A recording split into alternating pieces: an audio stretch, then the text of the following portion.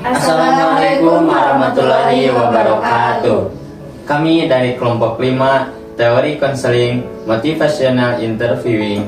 Selamat menyaksikan.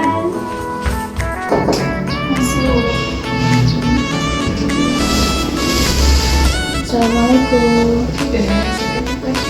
Waalaikumsalam. Selamat pagi Jenny. Terima kasih sudah hadir di sesi konseling kali ini. Di sini ada 2 kursi. Silakan pilih menurut sesuai kenyamanan kamu. Di sini boleh saya dulu? Boleh.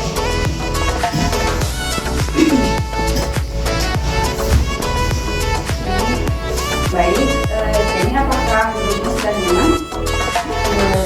Sudah. Boleh saya memulai seperti ini? Bagaimana kabarnya jadi setelah? Kalau perjalanannya tadi menuju ke sini bagaimana, ada perasaan? Biasanya ada aja. Sebelumnya Jenny pernah melakukan sesi konseling?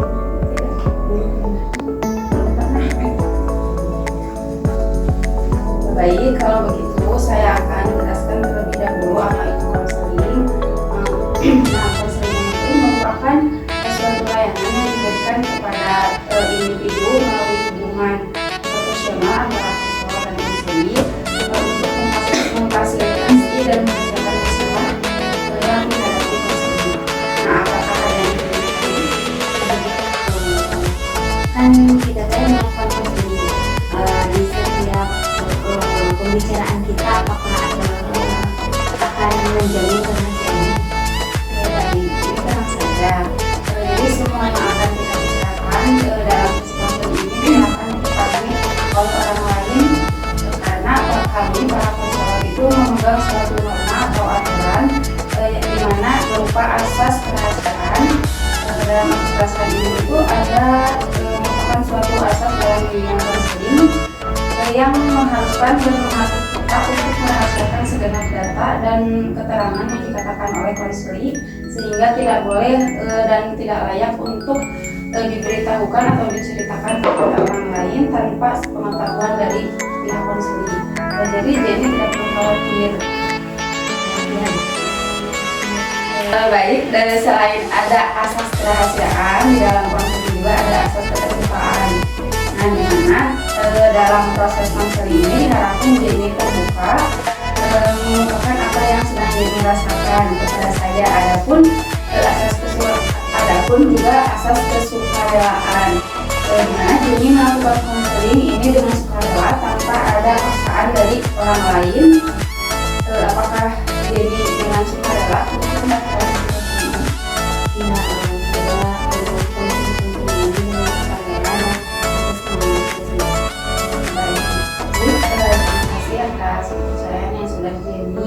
Berikan kepada saya, semoga saya bisa membantu Jenny dalam menyelesaikan masalah ini. Nah, dalam konseling ini akan berlangsung selama 40 sampai 45 menit ya Jenny.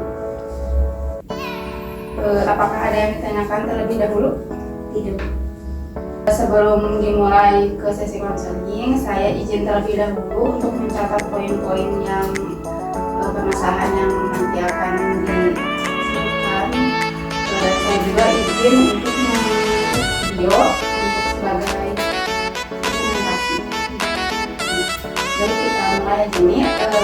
Mungkin jadi bisa lihat terlebih dahulu.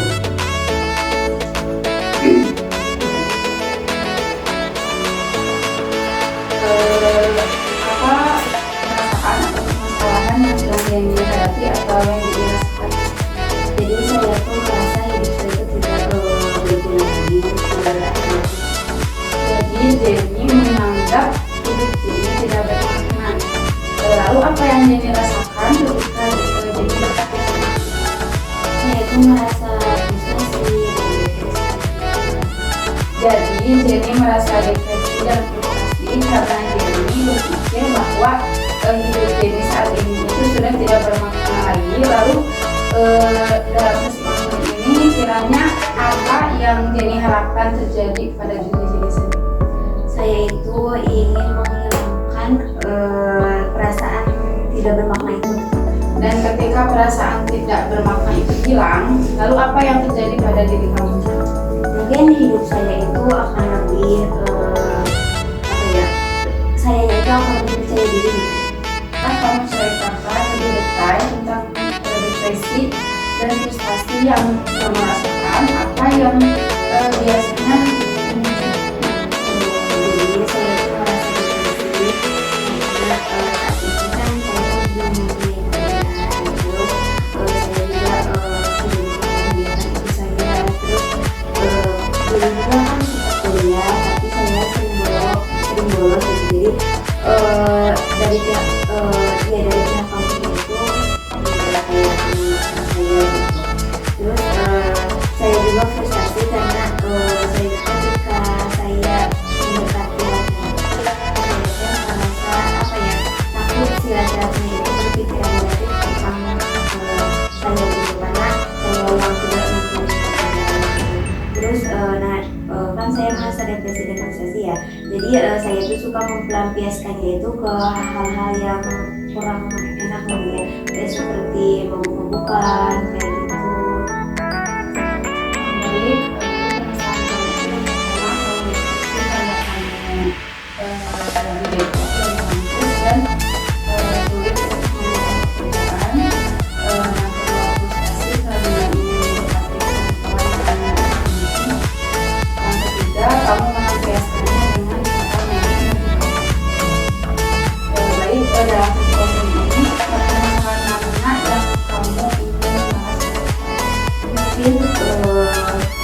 Pada sesi kali ini saya ingin membahas tentang yang depresi dan frustasi.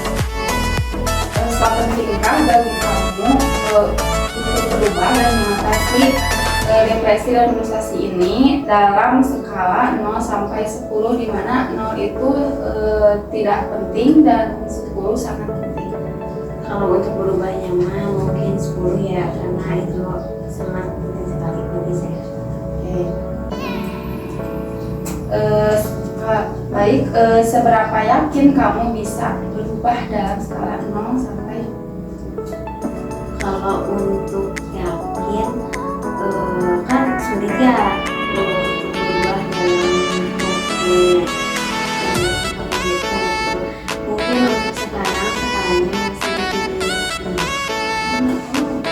Tengah-tengah, jadi kamu ingin berubah dan merasa lebih bahagia. Dari sisi lain, kamu mungkin merasa takut atau ragu untuk berubah. Nah, bisakah kamu ceritakan aku takut dan saya itu takut gagal dan dihina oleh orang lain. Saya juga ragu apakah saya mampu gitu untuk berubah dari yang tadinya memang minus banget gitu. sekarang kita bahas tentang hal yang penting bagi kamu. Nah, apa hal terpenting dalam hidup kamu? Kalau itu sebenarnya saya sekarang mungkin saya ingin menghadirkan diri saya dalam diri saya sendiri. Apakah kamu merasa perilaku kamu saat ini itu sejalan dengan nilai-nilai tersebut? Tidak, karena kan perilaku saya yang sekarang itu sangat apa ya, negatif lah gitu. Sedangkan nilai-nilai yang tadi disebutkan itu sangat positif. Terus saya juga saat ini membuat ibu saya itu tidak merasa. Sebelumnya kan saya udah membaca ilmu kamu. Nah, kamu itu memiliki banyak potensi untuk berubah dan mendapatkan kebahagiaan. Kamu memiliki ibu yang baik, kamu memiliki ibu yang baik hati, yang menyayangimu. Kamu juga memiliki kekuatan dan kemampuan untuk mengatasi depresi dan frustasi tersebut. Nah, sekarang kita fokuskan pada diri kamu dan tujuan yang ingin kamu capai. Nah, apa yang ingin kamu capai dalam hidup kamu sekarang? Mungkin untuk sekarang saya ingin mendapatkan pekerjaan yang baik dan layak. Saya juga ingin membahagiakan ibu saya dan membangun keluarga yang harmonis dan bahagia. menurut kamu apa yang perlu kamu lakukan nih untuk mencapai tujuan tersebut? Yang perlu pertama kali perlu saya lakukan ya itu yang mencari pekerjaan gitu. Terus saya juga belajar lagi untuk lebih percaya diri gitu. Oke, jadi dari apa yang kamu bicarakan barusan, kamu memiliki kekuatan dan kemampuan untuk mencapai semua itu. Nah, sekarang kita fokuskan lagi pada hal-hal positif dalam diri kamu. Apa yang kamu sukai dalam diri kamu?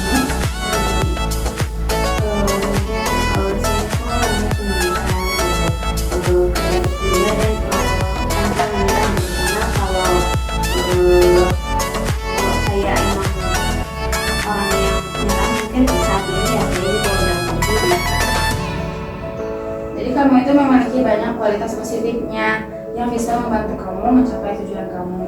Nah, oke, baik. Tadi kan kamu pernah bilang dari perubahan pikiran negatif yang mengganggu kamu. Nah, dan kadang-kadang kamu juga mungkin memiliki pikiran negatif yang menghambat kamu untuk berubah. Nah, bisakah kamu ceritakan tentang pikiran negatif tersebut yang sering kamu alami? Jadi saya itu sering berpikir bahwa saya itu tidak berguna bagi siapapun. Itu saya itu tidak akan pernah sukses. Terus saya juga tidak ada yang mau menerima saya apa adanya gitu. Nah, sekarang kita ubah pikiran negatifnya tersebut menjadi negatif tersebut itu menjadi positif. Nah, apa yang kamu akan pada diri kamu sendiri untuk melakukan pikiran-pikiran negatif tersebut? Saya bisa berkata pada diri saya itu punya potensi gitu. Saya itu bisa belajar dari tempat kalau mau gitu. Dan saya juga pasti untuk bahagia dan siapapun yang ada bersamanya. Asalkan saya ini dari kesehatan mau untuk menjauhi pergaulan yang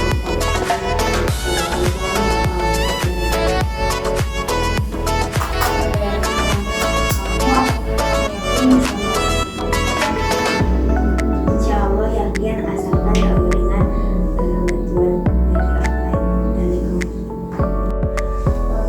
Di dalam yang kamu sebutkan barusan, nah, planning atau rencana kedepannya nih yang akan kamu lakukan setelah kamu yakin untuk berubah. planning yang akan saya lakukan dalam waktu dekat ini mungkin saya akan mencari pekerjaan yang lebih baik, juga ingin menjauhi atau menjaga jarak dengan pertemanan atau lingkungan yang kurang sehat lah gitu ya. Tadi kamu sebelum itu ada sekarang gimana ya? Nah, sekarang ini kan kamu udah melakukan counseling. Nah, kamu sekarang berada di sekolah berapa?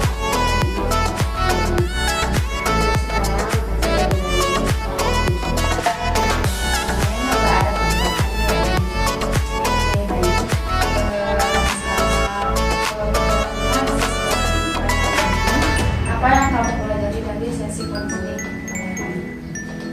Saya belajar bahwa saya itu memiliki kekuatan dan kemampuan untuk berubah dan mencapai kebahagiaan yang saya sendiri. Dan saya juga belajar bahwa untuk membuat tujuan yang positif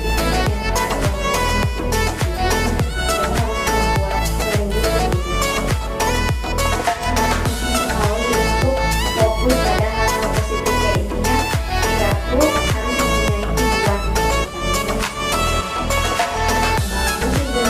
Bagus, jadinya saya mengapresiasi sekali perubahan yang terjadi dalam ini. Saya harap setelah kamu mengikuti sesi konseling hari ini bisa membuat secara kelanjutan. Terima kasih juga atas ibu yang sudah membantu saya dalam sesi konseling kali ini.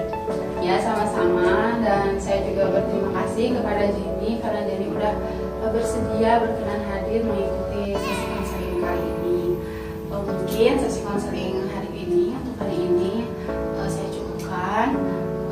Untuk proses kedepannya